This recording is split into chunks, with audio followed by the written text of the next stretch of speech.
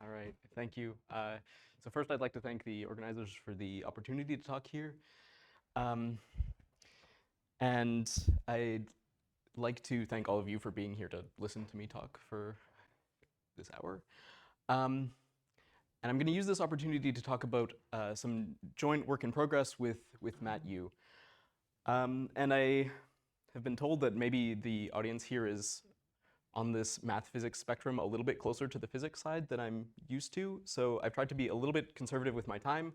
So feel free to stop me and ask questions to clarify if you have any questions. And Matt is the more physicsy half of this pair. So if there's things I can't answer, maybe he'll be able to answer them.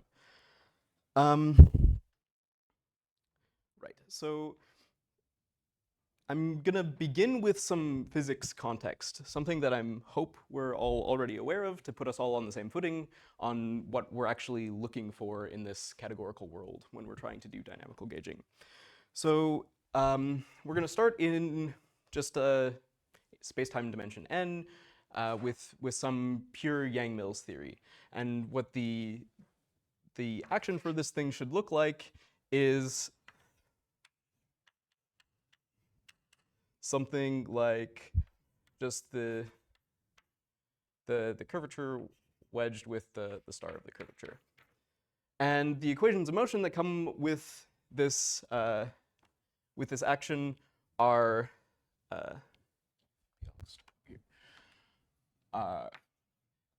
d star fa is 0 and dfa is 0. And this gives us two sort of conservation laws. So we get two symmetries, and here we have what you would call the electric symmetry and the magnetic symmetry.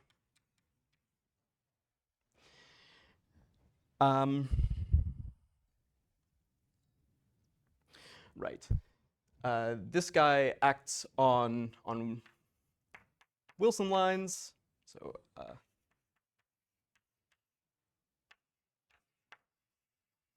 and this one acts on our Tooft operators.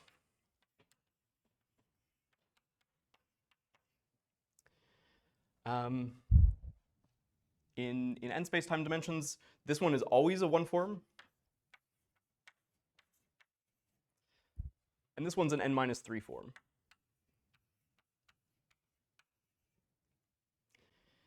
And for gauge group G, maybe I should put this over here.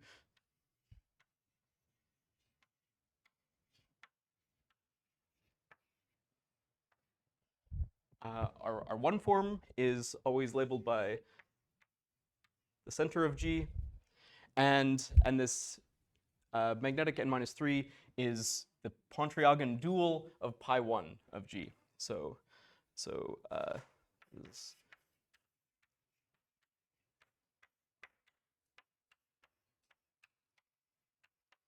And from here on, I'm just going to write pi1 G hat.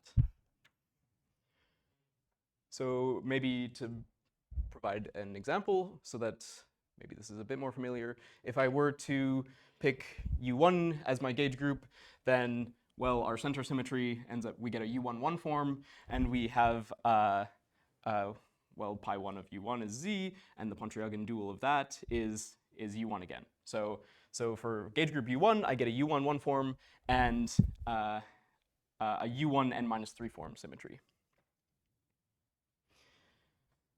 Yeah, and in particular, if I were to do Maxwell in 4 dimensions, then I get a 1 form and a 1 form.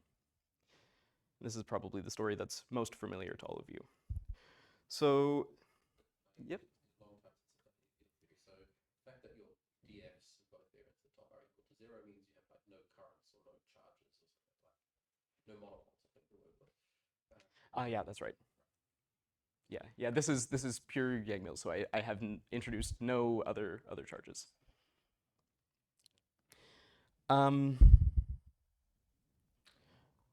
Right. So in general, what we expect to happen with this is, or somehow what a gauging procedure should do for us is I start with this this is a G0 form, and then I gauge this G0 form symmetry, and it spits out a ZG1 form and an n-3 form Pontryagin dual of pi1. Right, so our input for gauging is 0 form G, and our output is this electric 1 form ZG and magnetic n-3 form.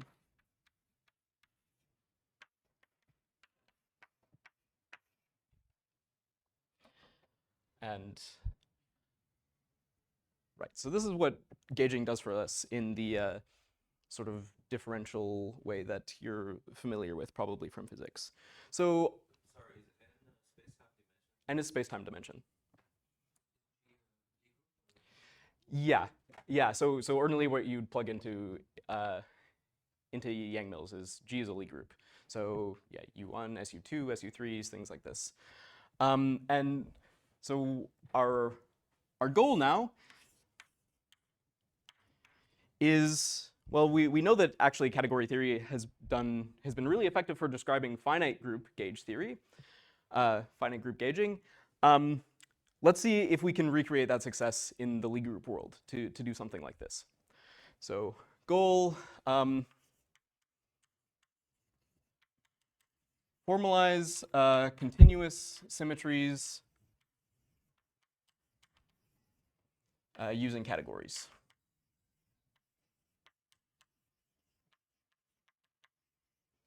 And sort of non-trivial test that we could, if I pick a formalism of continuous symmetries using categories, a non-trivial test that I can apply is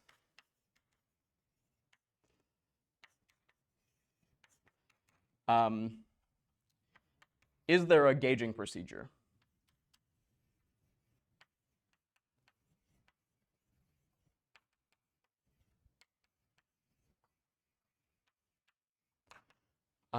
Which takes this as an input and gives these things as an output.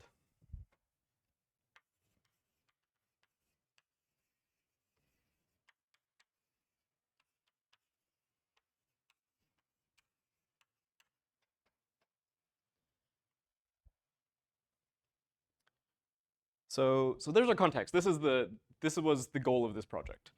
And now I have to spend a little bit of time introducing you to how I might try to formulate these things in terms of categories. And then I can show you how these things actually do show up. So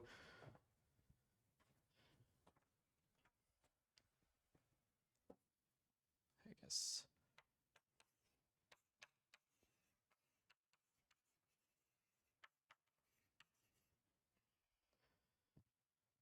and before I jump into sort of the formalism that we actually did do, let me start by telling you about some of the categorical formalism that you maybe are more familiar with, and why that's not quite enough for us to get dynamical gauging, so that you know that I'm not sort of just abstracting for abstraction's sake. I really need this structure.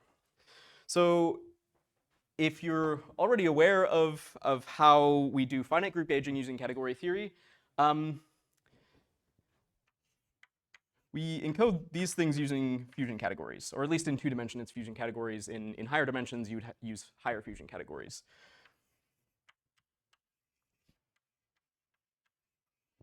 So why are fusion categories not enough for us to get continuous symmetries? In principle, when we're using fusion categories, you look at this category vect G of G-graded vector spaces, which means we should have, for every element in our symmetry group, one simple object. And this works great when our groups are finite. But now if I want to talk about a Lie group where I certainly don't have finitely many elements, well, sort of one of the definitions, or sort of built into the definition of a fusion category, is finiteness. This has finitely many simple objects. So fusion categories can't work. This is too finite. But I mean, there is something similar. If I just throw out this finiteness part of the definition, I could just look at, I guess, like linear monoidal categories. So what goes wrong with linear monoidal categories? Well, the thing to note here is that if I'm looking at a finite group, then all of the homotopy of a finite group is in degree 0. It has no higher homotopy because it's completely discrete. So if I take the de-looping of a finite group, then it has homotopy at most in degree 1. Now this is not the case for any continuous group. As soon as I take a continuous group, it can have homotopy in arbitrary degree. So if I take the de-looping of a Lie group, or some other continuous group, then I mean, actually, almost all of the Lie group symmetries that you hope to talk about are connected Lie groups. So they have no homotopy in degree 0. I take the de-looping, and the de-looping has homotopy only above degree 1. So the category can't see any of that. The category can only see homotopy in degrees 0 and 1. So only sees up to pi 1. So there's not really any hope of using these things for continuous group gauging. So what if I built a category that somehow knew about homotopy theory? Instead of having maybe a set of objects and a set of morphisms like I do in an ordinary category, or I guess a vector space of morphisms in linear categories, what if I had a space, like a topological space of objects and a topological space of morphisms? Or maybe I want to refine this a little bit and say a homotopy type of objects and a homotopy type of morphisms. Well, this is exactly what an infinity category is. I guess a monoidal infinity category is what we'd want.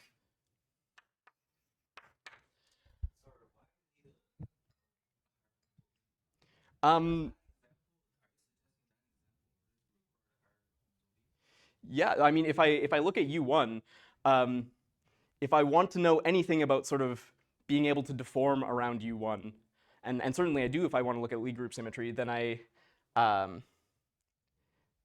need to know that these points in U1 aren't completely disconnected from each other. They somehow know a little bit about each other, even if, so I need some homotopical data. I need to be able to know that these points are related to each other in some way inside U1. Can this statement be derived from that example of A theory? Yeah, so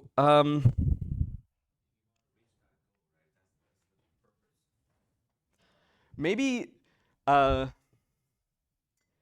maybe let me show you how U1 shows up here, and then I can explain to you why this can't see that. So, okay.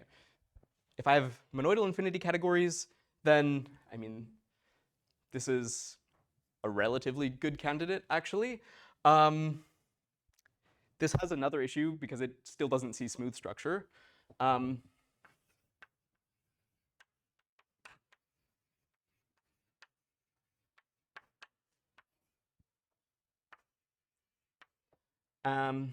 And now I'll give my example for these things so I can also compare to this finite world. So example of why this is a problem. As homotopy types, U1 is the same thing as BZ. So if I try to encode some U1 symmetry in terms of monoidal infinity categories, then actually these categories think that U1 is the same thing as BZ. So, and now if I go to my back to my ordinary categories, just one categories, and I try to plug this BZ in, well, if I had a symmetry, I really wanted to look at BU1, right? So a U1 symmetry gives me something like a functor from BU1. But this, in the infinity categorical world, this is the same thing as this thing. So all of the data of this group, categorically, in ordinary categories anyway, all of the data of this group lived in two morphisms. Because this is a category that has one object, one morphism, and then a Z family of two morphisms.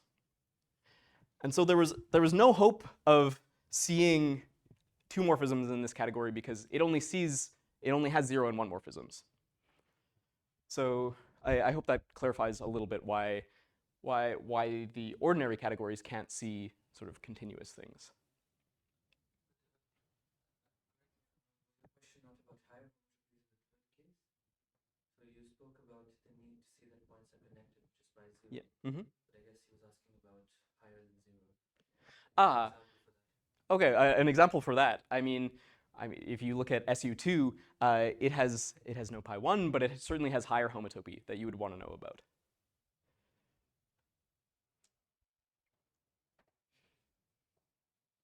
Is that a better explanation then? Why I can't just add sort of one more layer at a time? Can you maybe say why you want to see? Can you explain it? Sure. How do I want to say? I guess if I want my categories to know anything about symmetries that are continuous, then my categories had better be able to see that these groups are non-trivial. And if I only sort of see one layer of non-trivial, I only see the first two 0 and 1 layer of a group, and both of those things are trivial, well, there are many continuous groups where pi0 and pi1 are both trivial, but higher pi's are non-trivial. So from the categorical standpoint, the category thinks this group is trivial. And that's really not an interesting symmetry. Like, we would like our categories to be able to tell that an SU2 symmetry is not trivial. It's not the same thing as a symmetry by a point. And as we can see, well, I mean, this doesn't see any of that. This can see, this can at least see pi1. This can see all of our pi's. This can see homotopy in all degrees, but it can't tell the difference between U1 and BZ.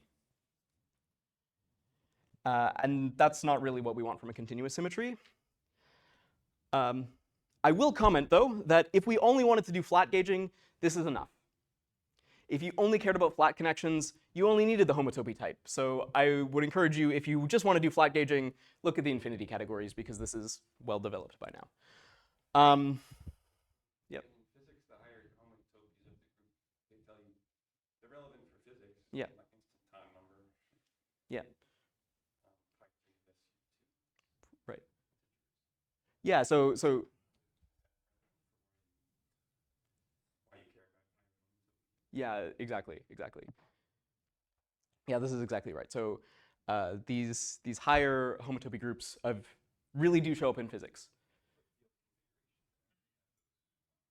Yeah. So now median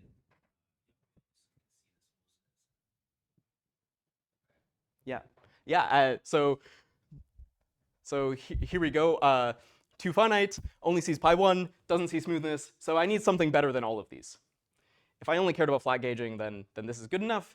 But now let me tell you what the alternative is that sort of solves this problem, that really needs smoothness and really sees smoothness.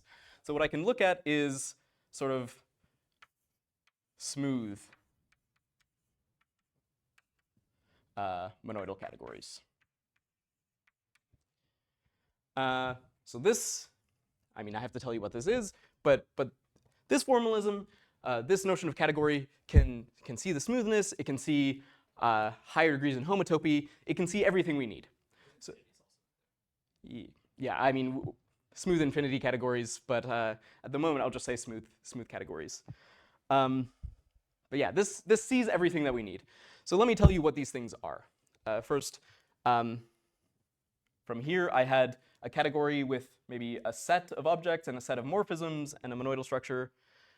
Here we had a category with a space of objects and a space of morphisms and a monoidal structure. Here, what I want is roughly a category with a manifold of objects and a manifold of morphisms and some monoidal structure. And also sort of manifolds of higher morphisms, because I potentially wanted maybe a smooth infinity category. But so this guy is roughly a category with a manifold or manifolds of objects, morphisms, and maybe higher morphisms. And just to give you, so you've seen the language before, this is maybe what you would call a category internal to manifolds, or an infinity category internal to manifolds.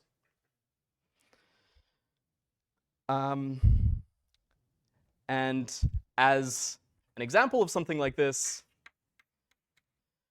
I can look at the de-looping of a Lie group.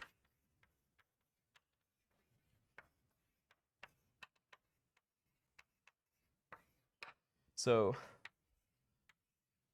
this is a category with one object, and the manifold of one morphisms is the Lie group. And now, because I remembered the smooth structure of this manifold of morphisms, I can really tell the difference between U1 and BZ, for example.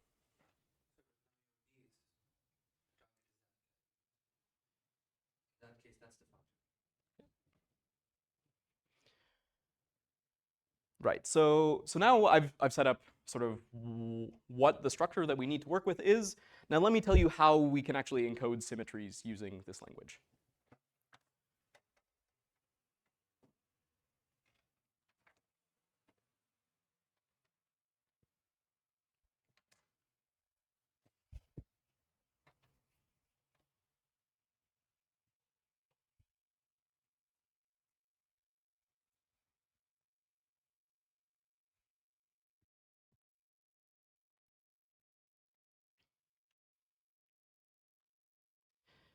And I'm going to take a sort of external perspective on symmetries for this. So what I would like you to consider is maybe I have some category of theories. So category of QFTs.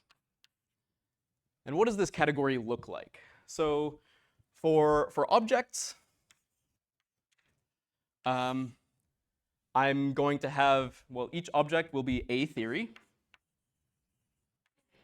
Maybe I should say category of, I'm going to say n-dimensional.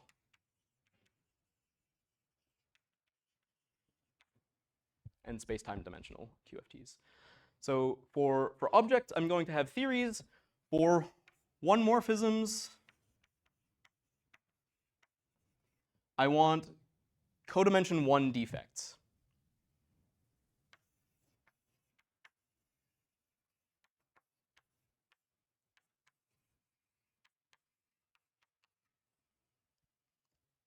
So if I have maybe 3 theories, x, y, z, and a defect from x to y and a defect from y to z, then and I guess I mean topological defects really.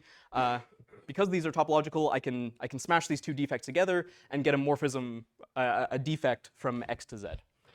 And this tells me that I get some well-defined notion of composition of defects, composition of one morphisms. But now, there could be defects on my defects, so I could keep going. I could say 2 morphisms are codimension 2 defects.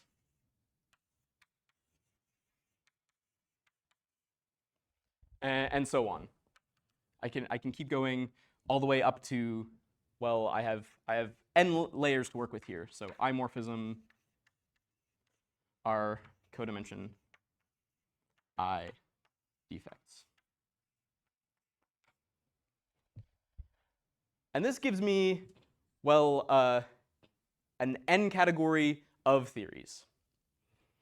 So yeah, objects are theories. Imorphisms are codimension I defects, and I can go all the way up to codimension n morphisms, so local defects.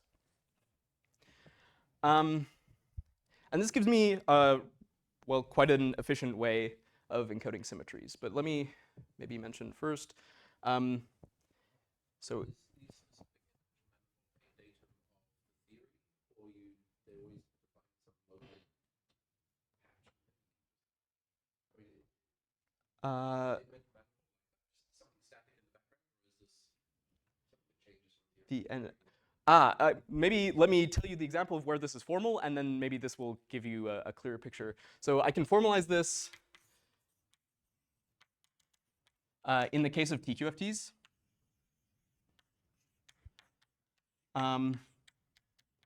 Using the cobordism hypothesis with singularities. So roughly what the category of theories is, I don't know, I pick some symmetric monoidal n category, and I'll call that theta, and functors from board n to theta is the category of theories, and Lax natural transformations are codimension 1 defects and so on. But cobordism hypothesis tells me that this is the same thing as the dualizable part of this. So actually, this thing is what you would call the category of theories. It has as objects, well, if I pick a point in here, it gives me a theory by cobordism hypothesis. If I pick a morphism in here, it gives me a codimension 1 defect, and so on for all of the higher things. So if, yeah, the sort of canonical example of this category of theories, well, I mean theories defined on all manifolds. But it's this thing. It's just I pick some symmetric monoidal infinity n category with duals, and this gives me what I could reasonably call a category of theories.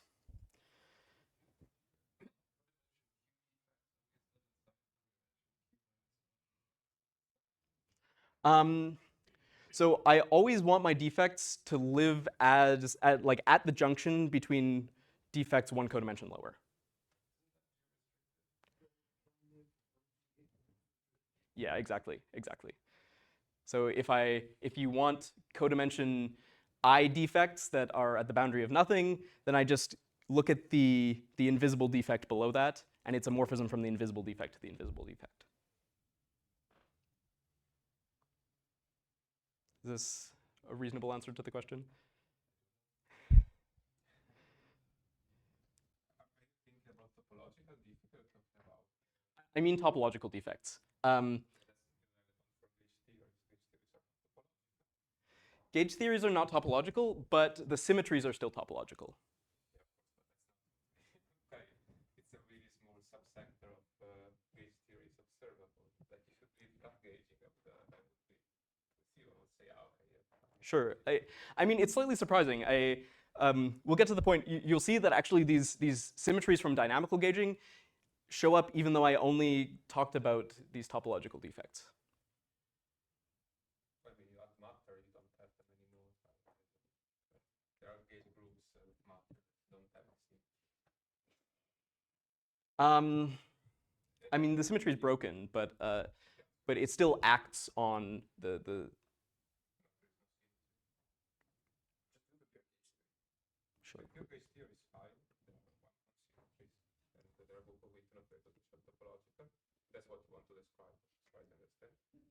And you want to describe if there is anything more, maybe for some gauge groups. Is this the motivation? What is it for all gauge groups? Let's do the pure diagonals, and then if there's time, maybe he'll say something about what happened in that matter. Yeah.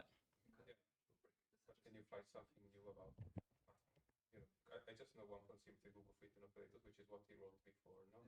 the guys and the center. It turns out, well, there's something new about the magnetic thing, which Yeah. which we'll talk about. Okay, that's fine. I just want to understand the motivation. Yeah, I mean, maybe when I get to actually coming up with these symmetries, you'll see I sort of do the gauging on the topological side, and then I can do a sandwich picture type construction, and this gives me the gauging on the dynamical half. Right. So something like this gives me a category of theories, and again, an example in n dimensions, or the canonical example in n dimensions for topological theories is this category n vect, which, well, so one vect is finite dimensional vector spaces,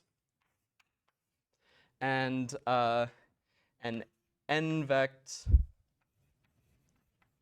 it lives inside the Morita category of n-1 vect. So I can sort of inductively define what an n vector space is by looking at algebra objects in this category and then looking at only the dualizable guys. Right.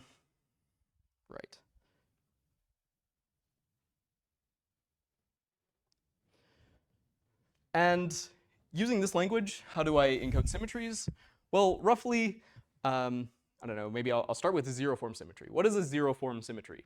It's a theory together with a family of defects labeled by G, codimension 1 defects labeled by G with appropriate fusion. So in this category of theories perspective, a zero form symmetry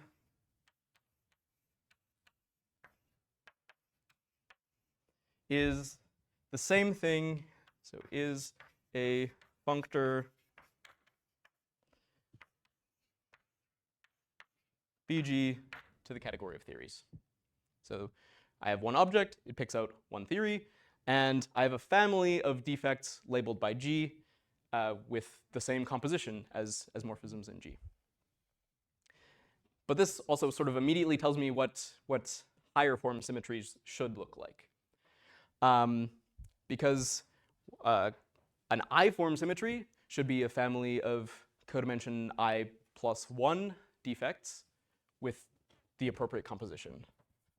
So an I-form G symmetry is a functor from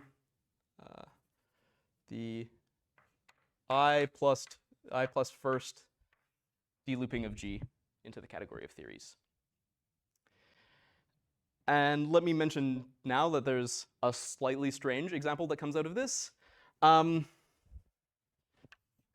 Example, a -1 form symmetry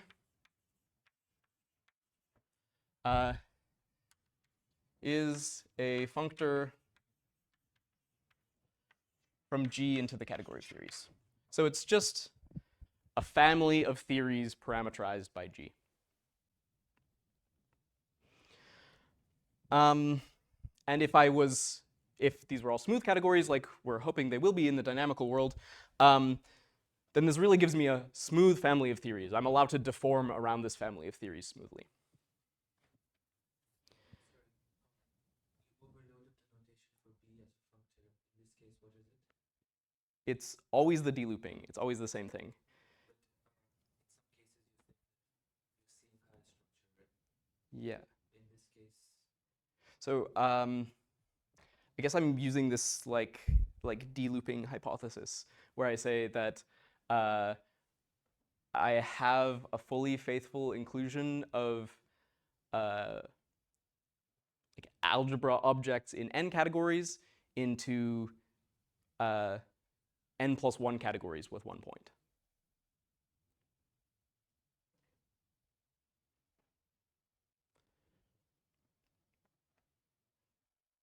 It's always this sort of classifying space construction. And I can sort of iteratively take classifying spaces. And I just view the classifying space as a higher category.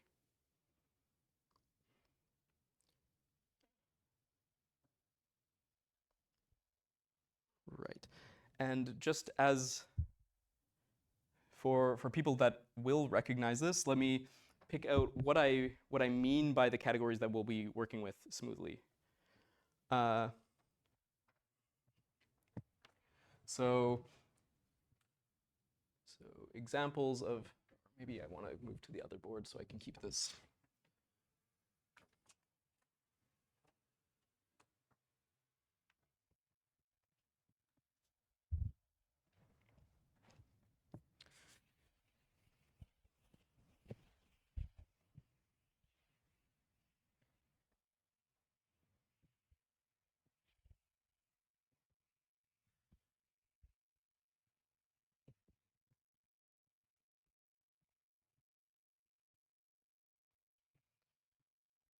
So examples of such categories of theories I might want to look at to pick out these symmetries from in the smooth world. I'm going to say in the smooth world, and again, if this notation means nothing to you, you can ignore it and just think of this as something like the ordinary category of vector spaces, but we remember smooth families. We remember how to deform around close vector spaces. This is going to be quasi-coherent sheaves on a point. And this has a sort of natural upgrade to a category internal to the category of manifolds. The category of G-graded vector spaces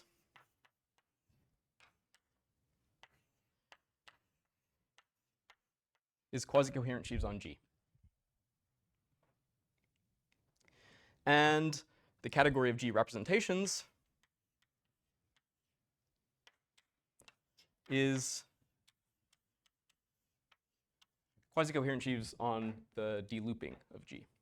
So again, if this half of things doesn't mean anything to you, you can just think of this like the ordinary categories that you're used to, and this is just remembering that we can talk about smooth families of these things. We can talk about deforming smoothly between objects inside here. And now our canonical example, I guess, in 2 dimensions, which is what we will focus on for the rest of time, is 2-vect is module categories over the category of vector spaces.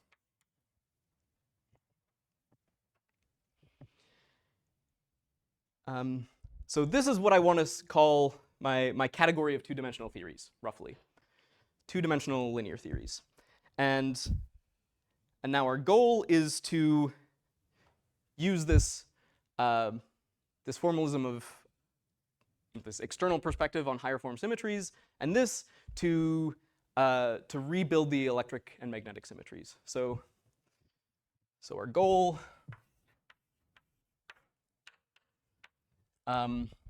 is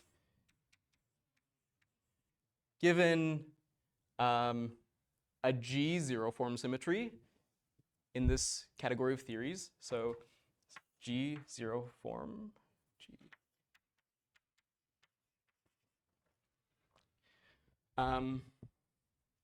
This is BG2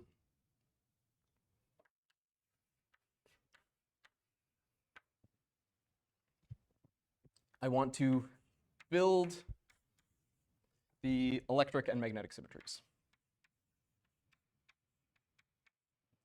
And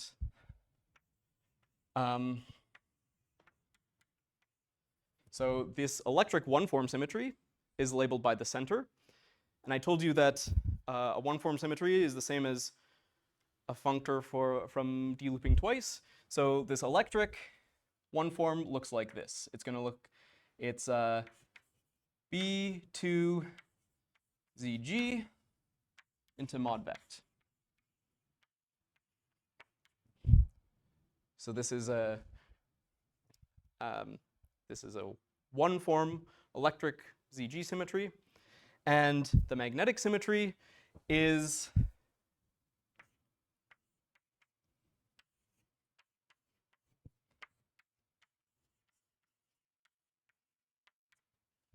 is this. So if I can take this data and output these two things, then I've at least recovered the symmetries that I get from dynamical gauging in 2 dimensions.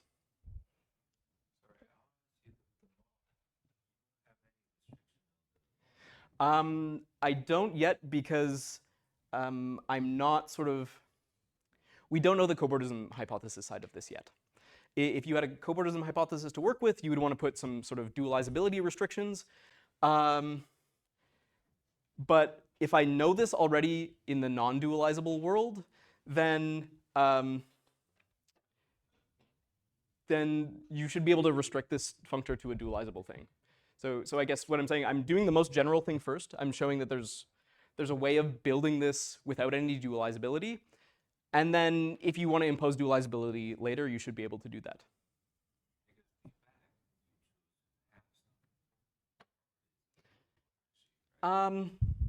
Quasi-coherent sheaves don't have to. They don't,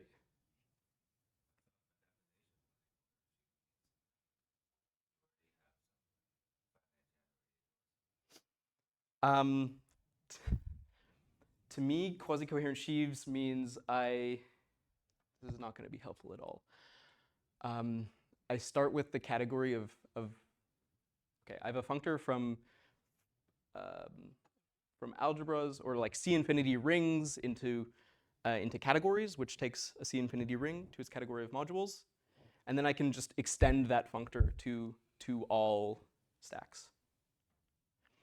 So yeah, I guess maybe you're right. If I want to impose that this functor is landing in dualizable modules, then these quasi-coherent sheaves also end up being dualizable things. But I think like this thing is not quite what you want to use for like theories. It's more like the category of symmetry types. Yeah, like I said, we don't know the sort of cobordism translation for this yet, so it's hard to say what the right dualizability constraints to put on this are.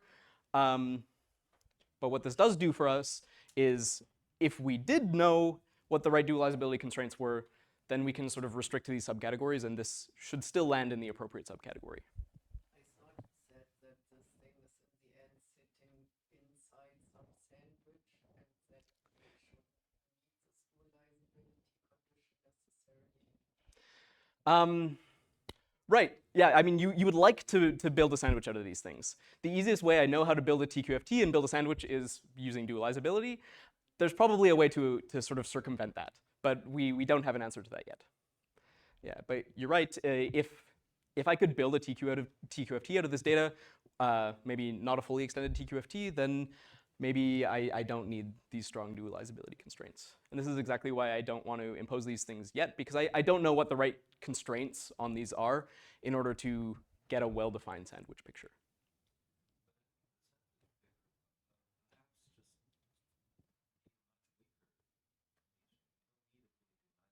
No. I don't need full dualizability, but I would like a well-defined TQFT, like not fully extended TQFT. And so we know the sort of representation theoretic side of this picture, but we don't know how to build the TQFT yet. And the hope is that when you know how to build a TQFT, this representation theory kind of goes along for the ride and tells you what the symmetries that pop out on the TQFT side also are. You know how to build a sandwich, but literally do the whole picture as Yeah. a SimTFT. Yeah. Right now it's like not quite a SimTFT, but you know the SimTFT is sort of only a tool to get things working anyways, but you could still do the same thing without that. Yeah, so this is a representation theoretic kind of analog of what the SimTFT should be. And if you had a SimTFT to work with, then probably we get the right thing out. But we don't know how to build that yet.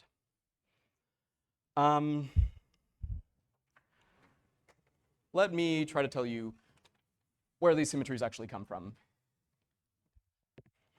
How much time do I have?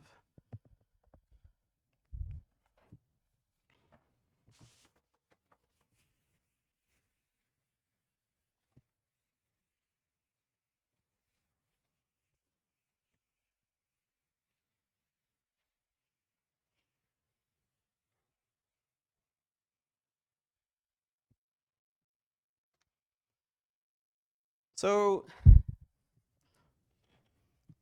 I mean, again, I don't have the SimTFT that goes along with this, but I can still sketch for you the analogy so that it's maybe a little bit clearer what I'm doing. Step 0, I guess, is given a theory with G symmetry, associated to it its SimTFT. So I'm going to say I have a 2D theory with some defects labeled by G inside in G. And I want to turn this into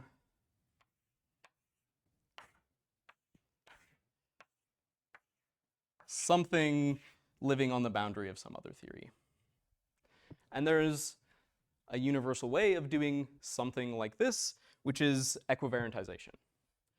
So let me start with, here I have the category of things with G symmetry, with the zero form G symmetry.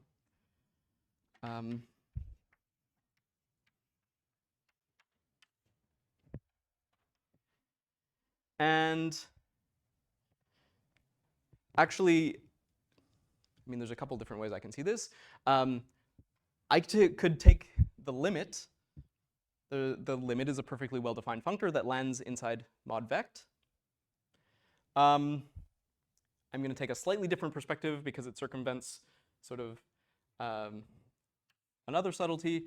I can use affineness of this thing, and actually this ends up being equivalent to the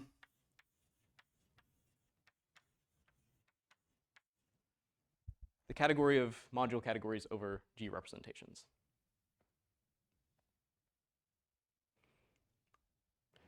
Right.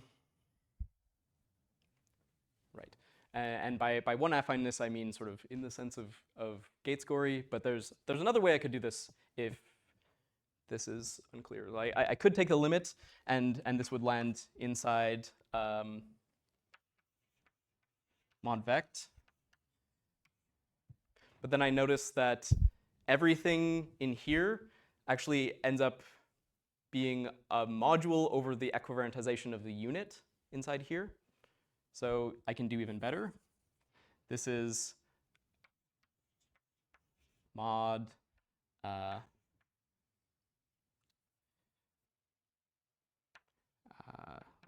1 bg inside mod vect.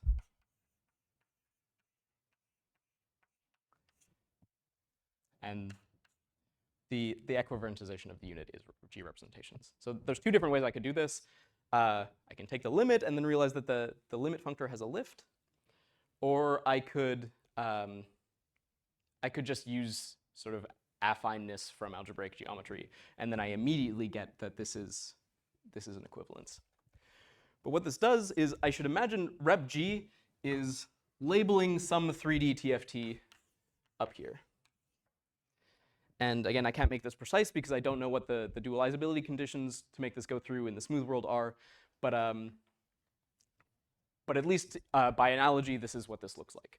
So I take some two-dimensional theory, and this equivalence spits out a two-dimensional relative theory, so a theory on the boundary of this rep G theory.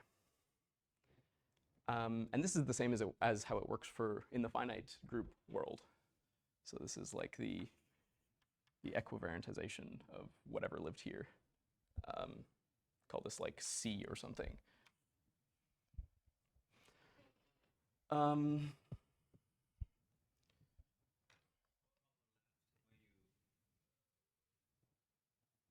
C a G crossed something?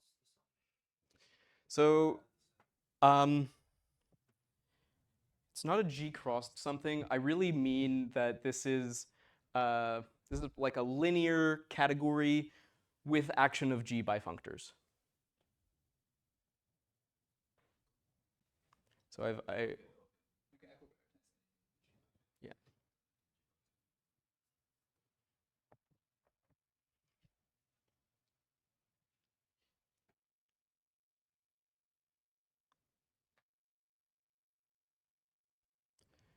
Right, and maybe the thing to note here to sort of satiate this this topological dynamical issue is that in the normal sim TFT picture, what I would really imagine happening is this sandwich has a topological boundary and a dynamical boundary.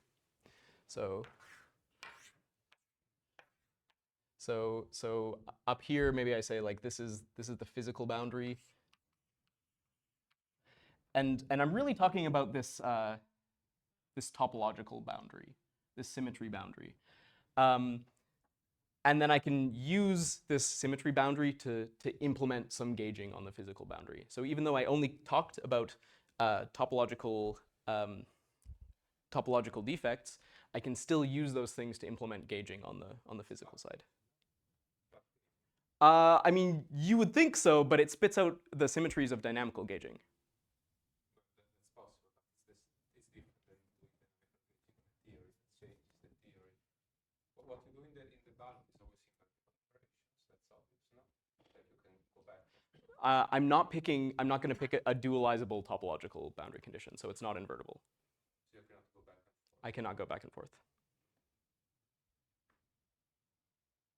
And where is the gauge coupling? We haven't ever had to talk about the gauge coupling.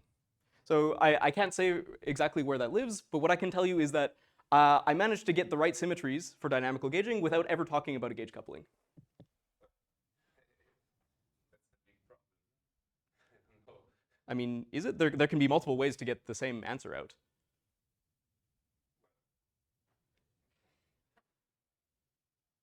You're getting the right symmetries, but that doesn't mean that you're describing a gauge theory. I mean, this is true. There are still some things to check, but like I said at the beginning, this is sort of a first non-trivial test of can I recreate dynamical gauging? Like, can I give you a procedure that takes the symmetries, takes some zero-form symmetry, and reproduces the symmetries of a gauged theory? Okay, that's fine. Itself may not be something, especially like for things that are not. Okay, but then I can just remove the sandwich, and then the coupling is there. No? Yes, if it kind of worked, but we don't quite have that yet. You're in 2D also, which is a bit special. That's right. Because in 2D there is no photo, so it's really linear. You can generalize the mathematics of that. Yeah, I probably won't have time by the end because I still haven't come up with any of my symmetries, but yeah, we can talk about this after. I can tell you that this also works in higher dimensions. But You spent most of this lecture talking about categories, and then all of a sudden you have physical theory in this box. yeah, so I mean, if I were doing this via cobordism hypothesis, what this would mean is, okay, so the category of linear categories, or sort of suitably finite linear categories, gives me a target for two-dimensional theories. So every linear category gives me a two-dimensional theory. There's a way I can build a target for three-dimensional theories from that in a sort of canonical way. I can take the Morita category of that.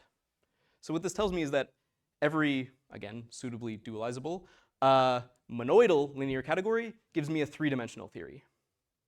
And what I've done here is, well, I started with a category of two-dimensional theories, and this procedure sort of naturally spits out for me a monoidal linear category. So a three-dimensional theory, and a module for that theory is the same thing as a boundary for that theory.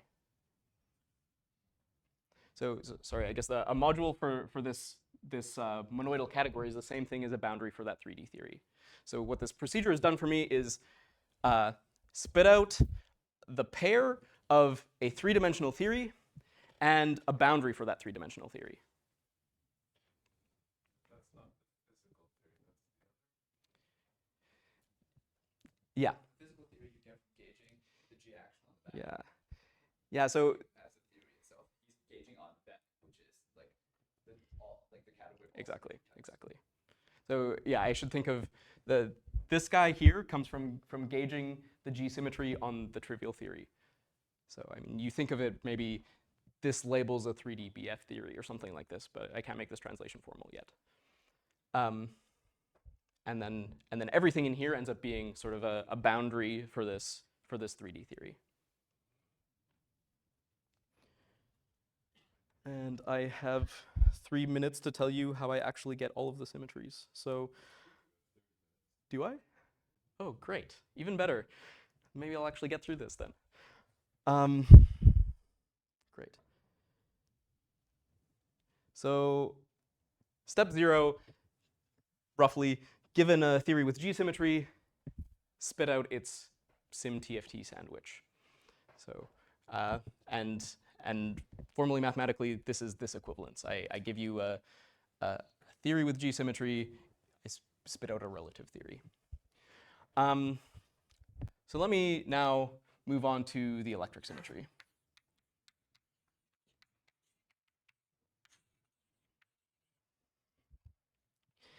And this one is relatively easy to construct. The way that this goes is, let me consider just a representation of G. So this is an object in the category of G representations. And what I'm going to tell you is that the center of G acts on this category by natural endomorphism of the identity. And how does this work? I need to give you, for every representation, an action of the center on that representation. So first, let me pick something in the center of G. And this thing defines a morphism from M to M. And moreover, because it lived in the center, this is actually a morphism of G representations. So actually, this guy is inside end rep G of this pair. And then just because, I mean, any morphism of G representations has to take, it has to intertwine these Z actions. This actually gives me a natural endomorphism of the category. So natural endomorphism of the identity functor on rep G. So I get a functor. This is the same as B ZG to endofunctors. So fun rep G. So it picks out a functor, which is the identity functor, and it gives me, for everything in the center, a natural endomorphism of the identity functor. And then you can check that this is actually monoidal. So this data is equivalent to the data of a functor. Let me note that this this is endomorphisms of rep G. This data is equivalent to BZG to the delooping of this guy.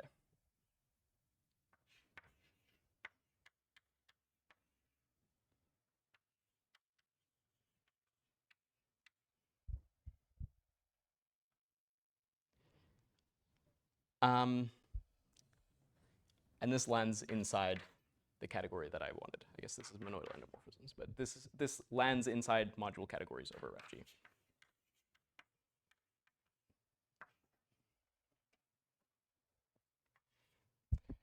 So I've picked out for you a theory with this electric one-form symmetry, but actually this is a special theory. The theory that I picked out here is the monoidal unit inside here.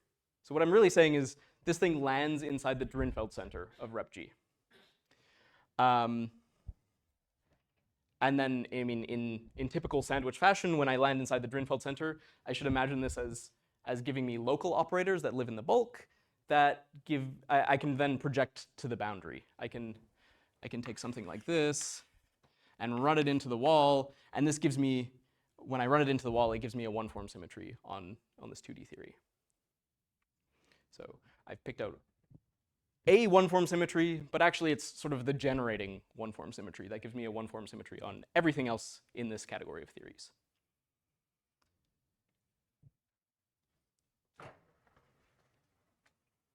So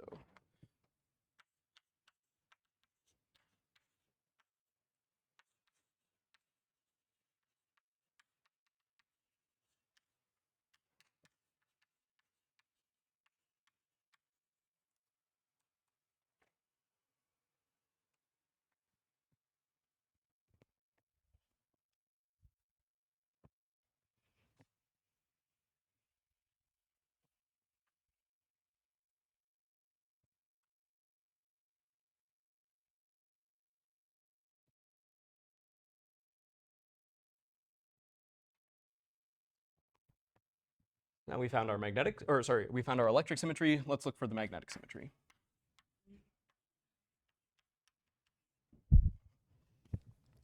So what we would like to find is pi1 of G into mod vect, or 2 vect.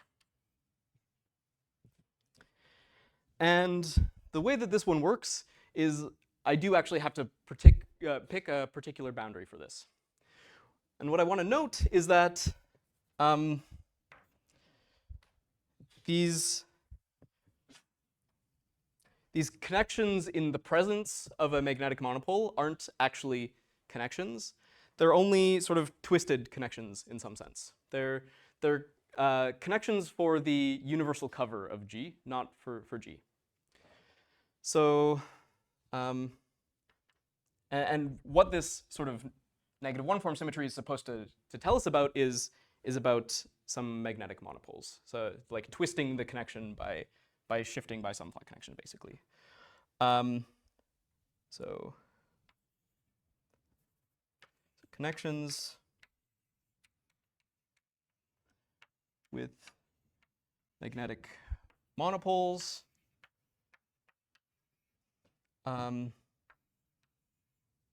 are twisted. They only give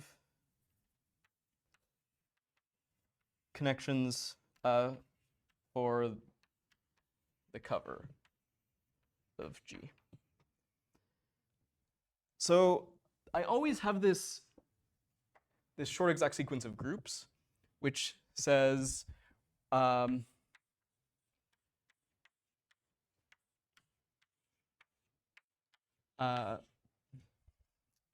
this is the universal cover of G. I have a short exact sequence of groups with the fundamental group of G and the universal cover and G.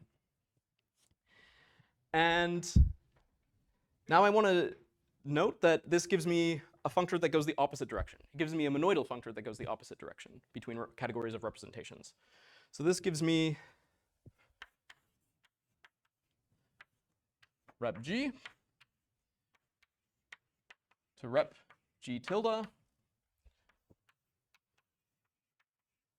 to rep pi1 of G. And these are all monoidal. So this monoidal functor makes rep G tilde into a module category over rep G. And it makes rep pi1 of G into a module category over rep G, but it makes this into a module category in a really boring way. But because this was exact, everything coming from here to here was trivial. So the action of rep G on this is also trivial. So all of these things become rep G module categories. This is a trivial rep G module category. And this tells me that the fiber over everything in here is also a rep G module category. It has to be closed. So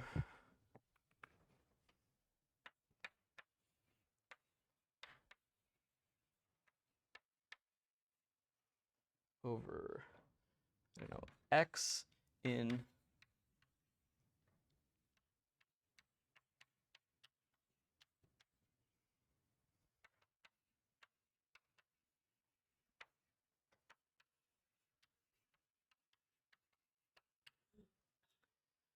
And knowing that, I have this functor from this category, which picks out the fiber as a rep-G representation, or as a rep-G module. So I get a functor from representations of pi1 of G into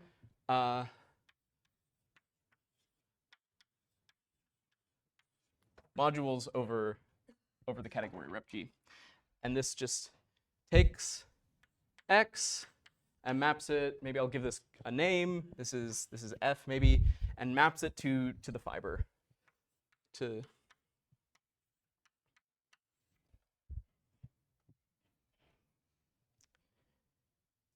Great, so what I've given you here now is some categorical -1 form symmetry. And you'll notice that I have a really nice inclusion of pi1 hat of G into this category. Pi1 hat of G is exactly G characters, or pi1 G characters. So it's the invertible things that live in here. So I have pi1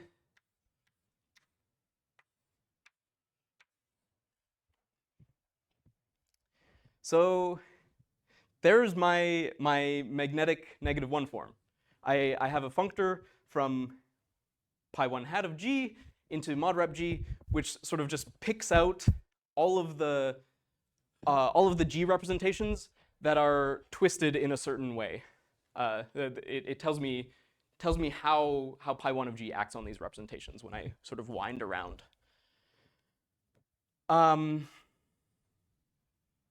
And I think this is quite nice actually, because I mean I went into this looking for this typical magnetic -1 form symmetry, and what I extracted was actually something much bigger.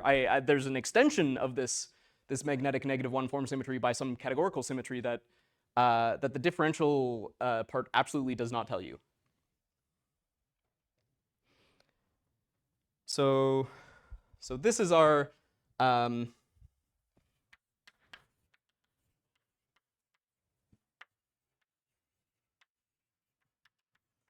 magnetic symmetry. And the way that you should think of this in the sandwich picture is I've picked this rep G tilde is a module category over rep G, which is to say it's a topological boundary for this sandwich. So if I go back to my sandwich picture,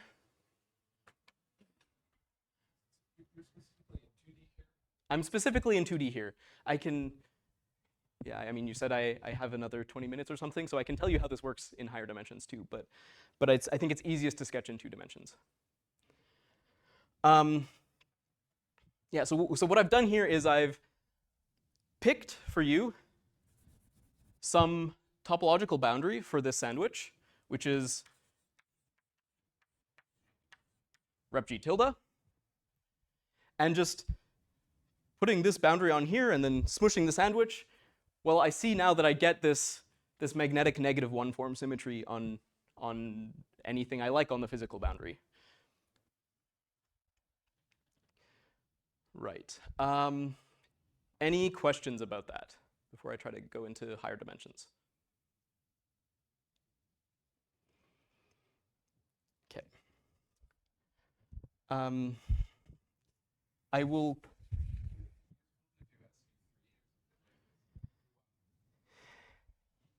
Yeah, I mean, we can walk through the U1 case even. How does this look?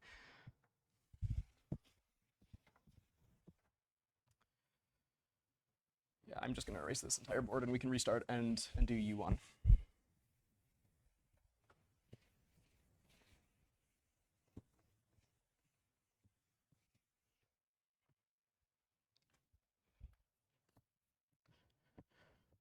Okay. So if I start with functors from U1 into 2-vect, or modules over the category of vector spaces. You should think of this as, oh, I want BU1, sorry, BU1. You should think of this as two-dimensional theories with an action of U1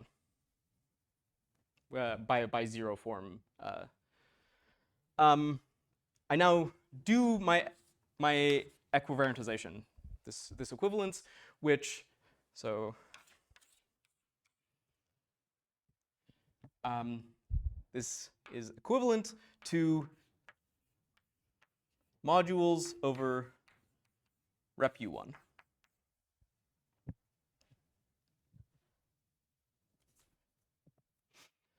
And what this has done is I've taken my 2D theory with a U1 action, and essentially, I don't want to say this too strongly because it's only an analogy and I don't know how to make this actually a BF theory, but roughly I've taken a theory with a U1 action and built a 3D U1 BF theory, and then put this theory on the boundary of that. And then you notice that for electric, if I have, I don't know, like phi from U1 into endomorphisms of some vector space, then actually phi of z for all z in U1, this guy commutes with phi of g for any other g inside. So maybe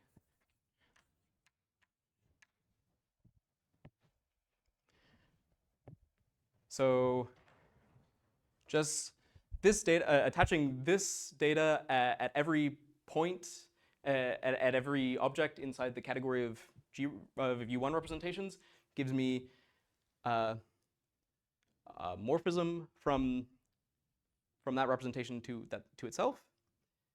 And actually that's natural. So this defines natural end of the identity on, so ID from rep U1 to rep U1. Now the magnetic thing where I will be a little bit more explicit. Okay, but that's only in the pure theory. If you take a free scalar with one U1 symmetry, in case of U1 symmetry, there is no symmetry. It still acts, it's just broken. Okay, what does it mean it acts when it's broken? There is no topological operation. Okay, that's pretty clear. It's not a mysterious, no? You just write the use the equations of motion. There is no topological operation. So it's a trivially acting U1 symmetry. That's fine. Then you have one. Right. So what can happen is that when I take this thing in the bulk and project it to the boundary, I end up with a trivial thing on the boundary. So I had to I needed to pick the boundaries in order to pick out what actually these symmetries are. So the rep G code is a really big module. But you can particular takes kind of irreducible modules, and then you can take the trivial one, which is just classified by subgroups, basically. And that's the theory which has no U1 symmetry but becomes a gauge theory, no? Right. That's something that you put on the physical boundary. I would say so. Right, because this datum has to enter somewhere, no? Because the Mach content of the gauge theory changes. Yeah, exactly. I would say that the different types of boundaries you would choose for U1 matches with those types of gauge theories. There are two boundaries. There is one topological down here, which is essentially you put like a differential boundary condition for U1 symmetry, and there is this kind of Neumann condition you're using, which is what gives the gauge the symmetry, no? Yeah. And then there's something on the top that usually we don't talk about a lot, but you say that here we have to talk about it a bit because otherwise we get wrong results, no? Right. So there's also data of like irreducible modules of people classified by subgroups, and you could look at that one, which should break, which should be the one that produces for gauge theory with some matter content that breaks it. And you don't have to break it completely. You can break it to some subgroup if you want. Okay, well, that's some data that you have to add into the Yeah. These are choices that one can make to recover that type of thing. It's like you can see it from the mathematics, the classification models. How do you see that the defects are not topological anymore because the defects will live on the bottom boundary? How can they see what's happening on the top? They get trivialized on the boundary. They get trivialized. You can have things in the bulk, and then when I project them to the boundary, they end up being invisible defects. Yeah, but no, the boundary below is fixed, and you said that it's the one that gives you the U1 symmetry. Then you have some symmetry. Yeah. So if I want to do this dynamical thing, I pick some physical thing and I stack it with this topological guy, and it sort of extends the symmetry of the physical thing that I already had. But if the symmetry of something was already trivial on the physical boundary, then it's certainly also trivial when I stack with this additional thing. It's very clear. I think it works very well if the theory is the gauge theory. It does matter. It's not really that stuff. Yeah, I mean, this is something we will have to spend some more time to write up and give a clearer translation, I think. So you said if it gets trivialized in the boundary, that means in the bulk it must have zero entropy to it. I don't quite understand. Even something non-trivial has some entropy or something. Fine if it's topological. Right. It doesn't mean it's So trivial, then it just goes away when you move it to the boundary. these are scary physics words that I don't have an answer to. I think roughly I'm saying that when I put a boundary, I'm condensing something, and everything that gets condensed becomes part of this invisible defect. And I'm saying that this symmetry that I had in the bulk is sort of within that thing that gets condensed, so it becomes trivial on the boundary.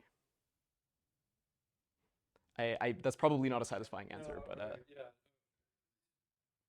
Like, why couldn't you just pick a subgroup of, let's say, U1, and you have U1 acting on on rep G, sorry, on rep H, where H is the subgroup of it, and then you could say that that is sort of the unbroken one. Let's say if you add some matter content or whatever. So you have choices of like subgroups that you could break your symmetry to, and then you smush it down, and then that one's supposed to give you the remainder of the like symmetry. Something to put on the top or on the bottom? On the physical part. Sorry, on the topological part. And then you smush it down so that only the subgroup of the U1 becomes what's left over after you break. So you have to know what sort of physical theory to choose topological boundary condition. Exactly. And if you choose the wrong one, what happens? Well, I mean, I wouldn't say in that I wouldn't say it from that point of view. I would say pick a boundary, pick a physical one first, and then smush it, and then it's like, what are the conditions that you would recover on the physical one? I'm not like, it's sort of, you know, I'm telling this sort of another way. Like, what's the mathematics you can do? What does that mean from the point of view of what's the theory to construct? If you in particular wanted to construct one with a broken center symmetry like a Zn, I would say you pick some Zn subgroup of U1 and have U1 some module rep Z. Yeah, this is what you would usually do. So you know that there is some kind of Exactly. So symmetry for the theory, then you construct some symmetry that you can descend to the one for the only the density. exactly. So I would say that by the classification of irreducible modules of rep U1, I should know something about breaking of the center symmetry. Yeah, the possible ways you can break. Yes, exactly. I think that's fine. It's not describing a gauge theory though. There are two levels of statement. One is like topological statement of how you can create topological defects from the biggest one you can, which is the one that That's right. It may not even describe a gauge theory uniquely. You know, it's just the symmetries of something. At least besides, it's really fine. Then you wouldn't need any of this machinery at all. I think that's also true. If I broke to some discrete group, then I don't need the continuous thing.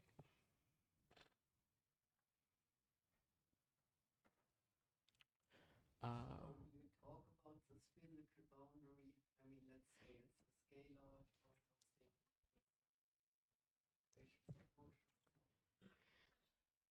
Right. This is a fantastic question, and I don't think I have a great answer to it yet. at the moment, what this is machinery that tells me, I mean, it took in the right symmetry, it spit out the right symmetry, and now you have to go through sort of this classification of objects in these categories and see which one recovers the symmetries of some particular theory that I would like to look at. So yeah, at the moment this is just machinery, and I can't tell you anything about a particular theory until you go walk through the classification and say this boundary theory that I would like to talk about corresponds to, I don't know, this object inside this category. Yeah, so that's something that will have to be worked out in the future.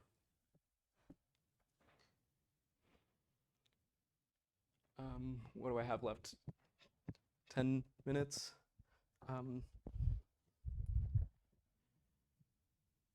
Okay, I guess I can just say, in the case of U1, what this magnetic thing is, right.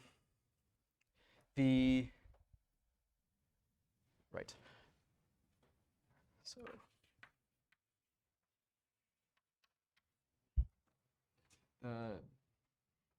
I have U1,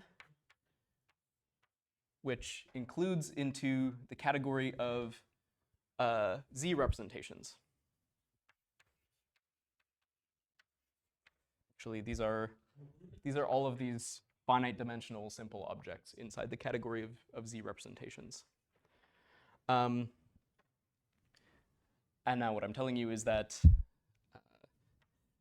to every Z representation, I can assign a module category over rep U1.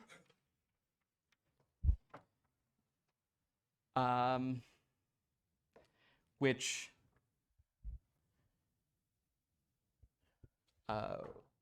is essentially the category. Okay, if I started with some character here, I don't know, I'm going to call this guy alpha. This maps to, should be essentially rep U1, but twisted by this character. So they're not actually U1 representations, but they're sort of U1 representations up to the fact that when I wound all the way around this U1, I acted by this character. So like they're projective U1 representations almost in, but not quite. Okay, I have just 5 more minutes to tell you how this looks in higher dimensions, and I won't tell you in too much detail, just show you that I get some sort of degree shift that pushes up the thing I already told you about.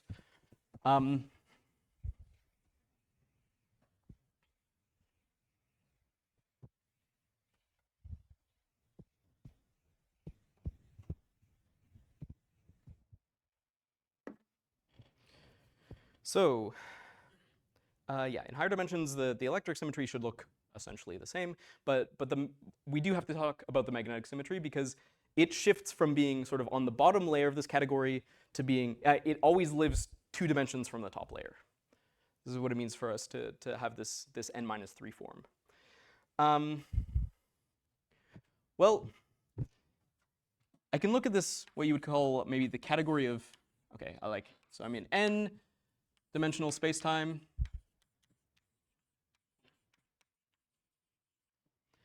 And I can look at the category of n representations over G, by which I mean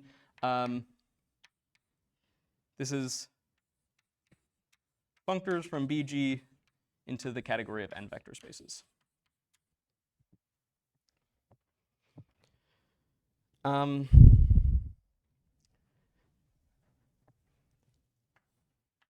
You can use some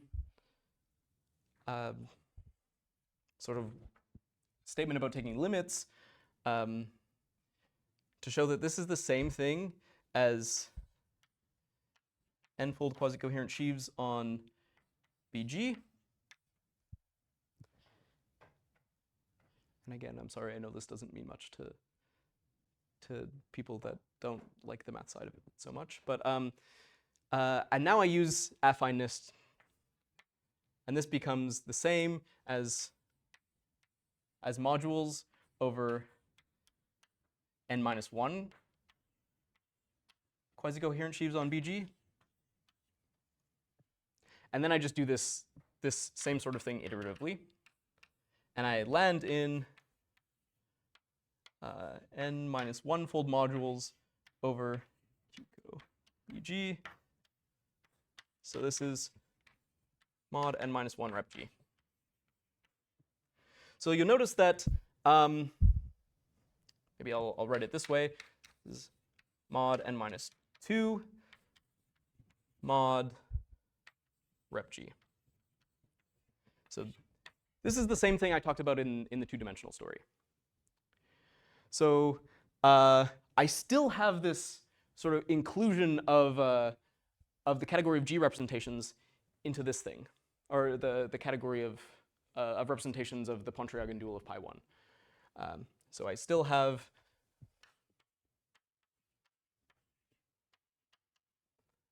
maybe I'll write it this way instead. I still have something like B rep pi 1 at G in B to the n minus 2 into here.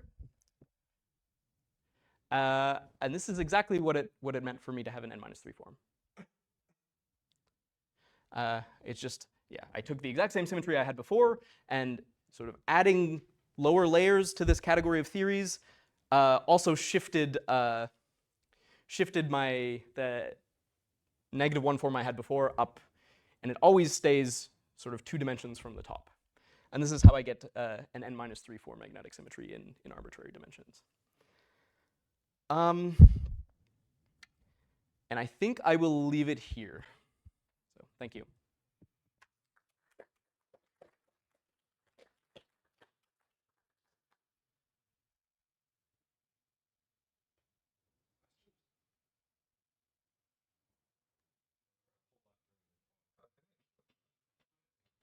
Do you know if people did this symmetry for U1 symmetry or like continuous symmetry? Is it a different construction from yours in some way or not? This is Andreas. I think Devon can answer that. Yeah, so this is a little bit different because I think in their construction they change the sim TFT as they go.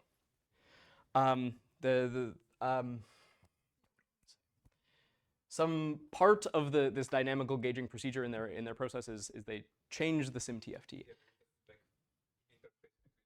Yeah, exactly. In our case, we never have to change the sim TFT. I needed to build the sim TFT, but once I have the sim TFT, it stays the same. I picked some boundary for this sim TFT, and that implements a dynamical gauging, and the sim TFT never changed.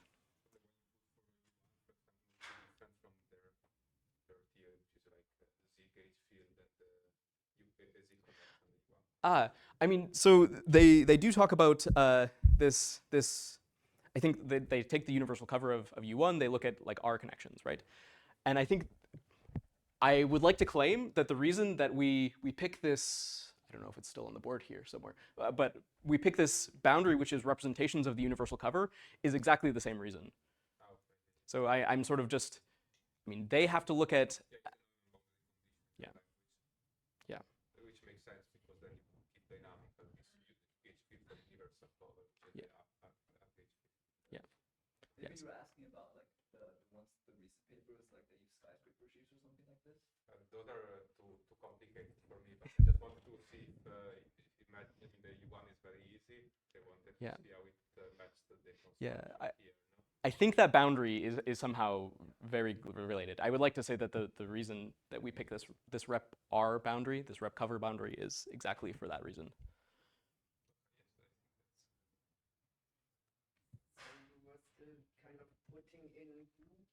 So is there something, would you say there's some other kind of symmetry of this type that doesn't originate from groups and that you can still gauge or something? Yeah, so the one thing I wanted to mention here is it was sort of a complete accident that I was looking for a magnetic -1 form, and it fell out that I actually got a categorical -1 form. I really get a -1 form by like representations of the Pontryagin dual of pi1. So certainly I can still talk about categorical symmetries in this way. But I mean, sort of true to the history of finite group gauging in the categorical world, you probably want to talk about maybe Lie group symmetry gauging first, and then explore what it would mean to have continuous categorical gaugings once you already sort of understand the things that we already know about group dynamical gauging. So I would say yes, but that's maybe a step in the future rather than something we want to start with.